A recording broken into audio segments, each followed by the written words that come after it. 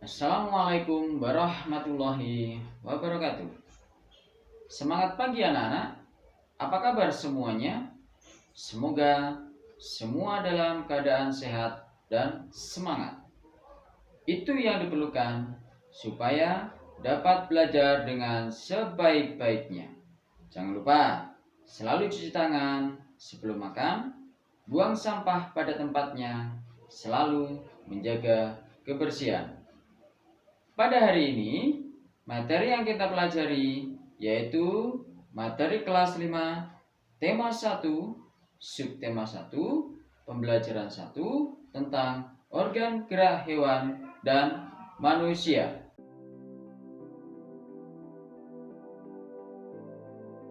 Di subtema 1 ini kita akan belajar organ gerak hewan. Hari Minggu adalah hari libur sekolah. Namun demikian, menurut Edo, hari Minggu bukanlah hari yang harus dilewatkan begitu saja. Sejumlah rencana telah dia persiapkan, mulai dari memenuhi ajakan Benny untuk berlatih berenang, menemani Lani membeli buku, hingga pergi ke kandang kelinci. Dari sejumlah rencana tersebut, Edo lebih memilih untuk pergi ke kandang kelinci. Setelah membantu ibu membersihkan rumah, Edo pamit untuk berkunjung ke rumah Pak Rudi. Pak Rudi adalah peternak kelinci yang sukses di kampungnya. Kandang kelincinya sangat luas, terletak di pekarangan belakang rumah. Pak Rudi sedang sarapan di serambi belakang rumah dekat kandang kelinci. Serambi itu terbuka sehingga pemandangannya sangat luas. Udara pagi juga dapat leluasa masuk. Selesai sarapan, Pak Rudi mengajak Edo untuk melihat-lihat kandang kelinci. Edo senang sekali. Dia melihat kelinci meloncat-loncat saling berkejar-kejaran. "Kamu terlihat senang sekali, Edo," kata Pak Rudi. "Benar, Pak Rudi. Saya senang memperhatikan kelinci-kelinci yang lincah meloncat ke sana kemari," jawab Edo. Memang demikian, Edo. Kelinci dapat meloncat-loncat dan berlari seperti tidak pernah lelah karena memiliki organ gerak yang kuat, kata Pak Rudi. Nah, ini foto percakapan antara Pak Rudi dan Edo. "Pak, lucu ya, kelinci-kelinci itu bulunya tebal dan gerak-geriknya lincah. Kenapa kelinci bisa melompat dan berlari dengan lincah seperti itu ya?" jawab Pak Edo. "Benar, kelinci dapat bergerak lincah karena didukung oleh organ-organ geraknya. Pada dasarnya, organ gerak kelinci serta hewan lainnya hampir sama dengan organ gerak manusia." Kemudian Edo menyimpulkan bahwa tanpa organ gerak kita tidak bisa melakukan kegiatan apapun. Nah, anak-anak, mari kita baca teks di bawah ini. Salah satu ciri dari makhluk hidup adalah bergerak. Secara umum, gerak dapat diartikan berpindah tempat atau perubahan posisi sebagian atau seluruh bagian dari tubuh. Makhluk hidup akan bergerak apabila ada rangsangan yang mengenai sebagian atau seluruh bagian tubuhnya. Gerak pada manusia dan hewan menggunakan organ gerak yang tersusun dalam sistem gerak. Organ gerak berguna untuk berjalan, berlari, melompat, meloncat, memegang, menggali, memanjat, berenang, dan sebagainya. Organ gerak pada hewan dan manusia memiliki kesamaan alat-alat gerak yang digunakan pada manusia dan hewan. Ada dua macam, yaitu alat gerak pasif berupa tulang dan alat gerak aktif berupa otot. Kedua alat gerak ini akan bekerja sama dalam melakukan pergerakan.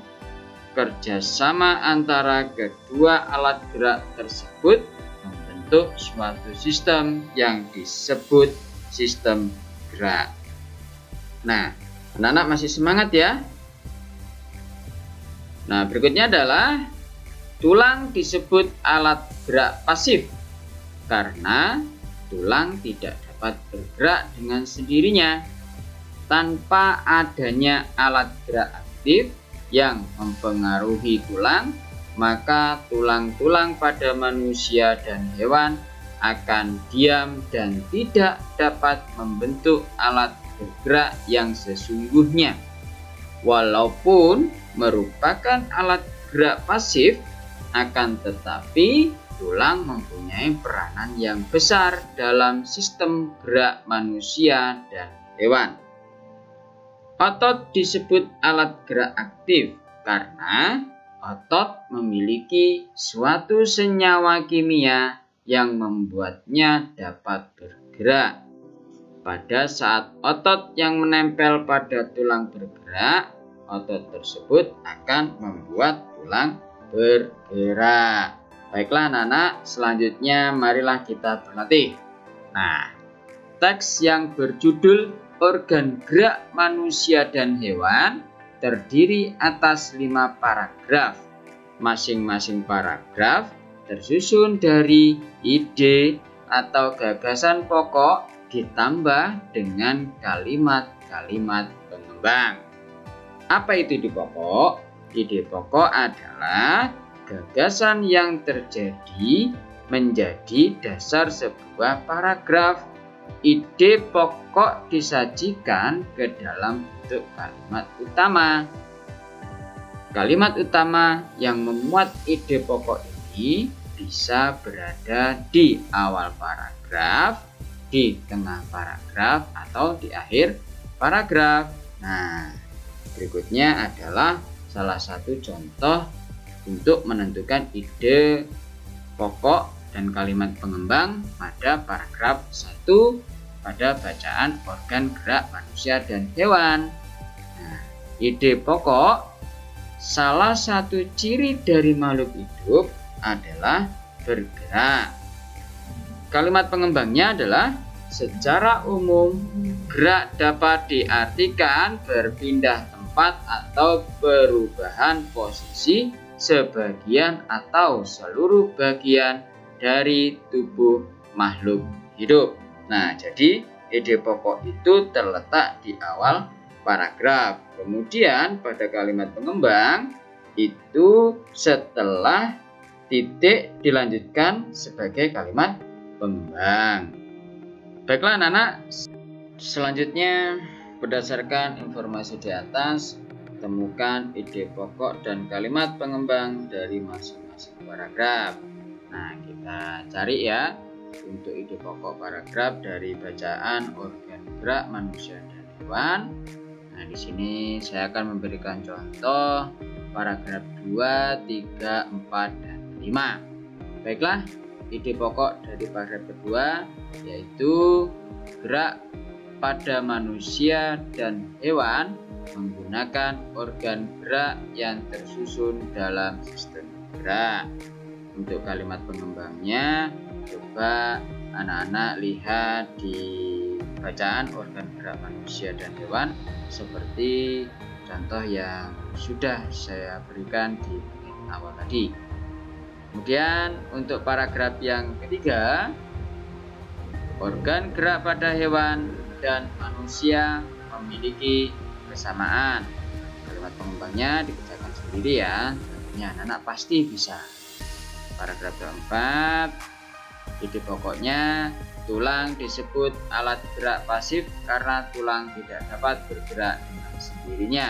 Selanjutnya, ide pokok paragraf kelima, otot disebut alat gerak aktif karena otot memiliki suatu senyawa kimia yang membuatnya dapat bergerak. Baiklah anak-anak, selanjutnya saatnya menulis, yaitu kembangkan ide-ide pokok berikut menjadi sebuah paragraf. Jadi kita kerjakan ide pokok yang ada, yang tersedia, kemudian kita tuliskan pada kotak di sampingnya. Baiklah anak-anak, akan saya berikan contoh, yaitu ide pokok menjadi sebuah paragraf. Ide pokoknya, organ gerak terdiri atas dua macam. Contoh paragrafnya, organ gerak manusia dan hewan terdiri dari dua macam. Ada organ gerak pasif, yaitu tulang. Ada juga organ gerak aktif, yakni otot. Tulang dan otot memiliki fungsi masing-masing dalam sistem gerak manusia dan hewan. Tentunya untuk membuat menjadi sebuah paragraf ini tidak harus sama ya. Kemudian ide pokok yang kedua, organ gerak banyak sekali fungsinya. Paragrafnya, organ gerak banyak sekali fungsinya.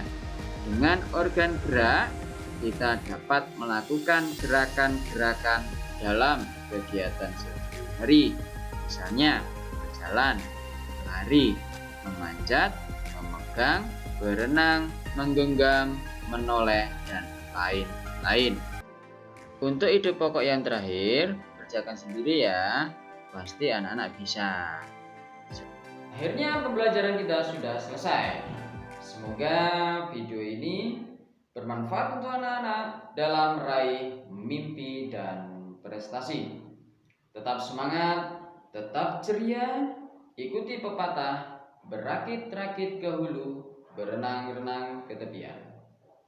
Kalian bersakit-sakit ketika menuntut ilmu, belajar, tapi yakinlah ketika dewasa, ketika tua akan mendapatkan kesenangan karena kalian sudah bersakit-sakit dahulu. Sekian, wassalamualaikum warahmatullahi wabarakatuh.